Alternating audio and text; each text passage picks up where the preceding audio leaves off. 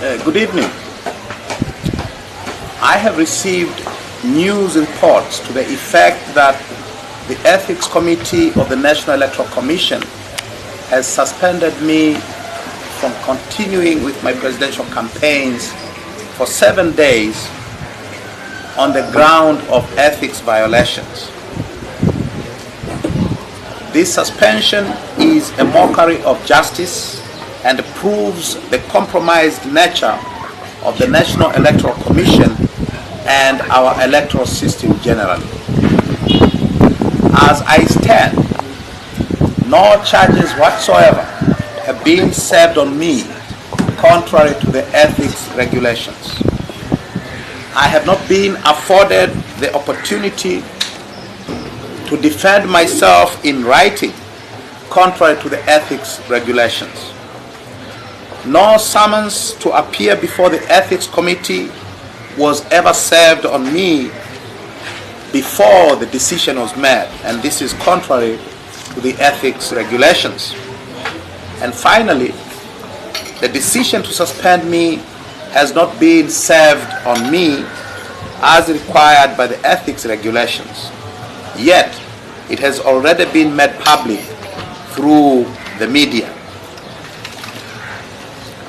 By this decision, the Commission stands completely exposed and discredited on account of its double standards and preferential treatment of the CCM and its candidates.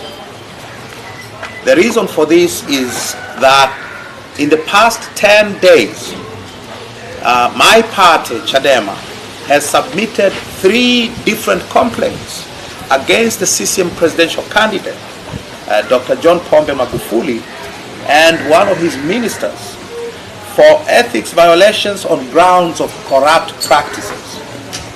None of these complaints, which were submitted to the Commission 10 days ago, has been resolved nor communicated to the complainant, Chadema, as required by the ethics regulations.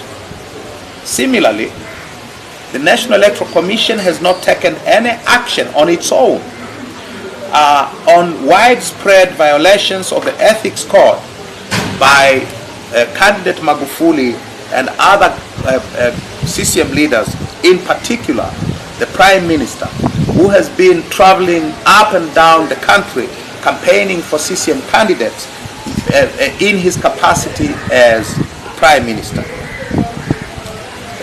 Next, the National Electoral Commission, through its Director of Elections, has issued public statements which show clearly that it is partial to CCM and it is oppressive of the opposition parties, Chadema in particular. Had the National Electoral Commission been truly impartial, candidate Magufuli would never have been a presidential candidate to begin with, because his nomination papers were completely and fatally flawed. Now, to return to the decision to suspend me, the decision is intended to give relief to the CCM candidate and to slow down my campaign, which has been rolling across the country like a steamroller. The decision is unfair, unlawful, and totally unacceptable. As a result, the Central Committee of my party will meet tomorrow in an emergency meeting to deliberate on this matter and decide on a future course of action. In the meantime, me and my campaign team will continue with the preparations for the resumption of our presidential campaigns on Sunday in the Coast region. I thank you all for listening.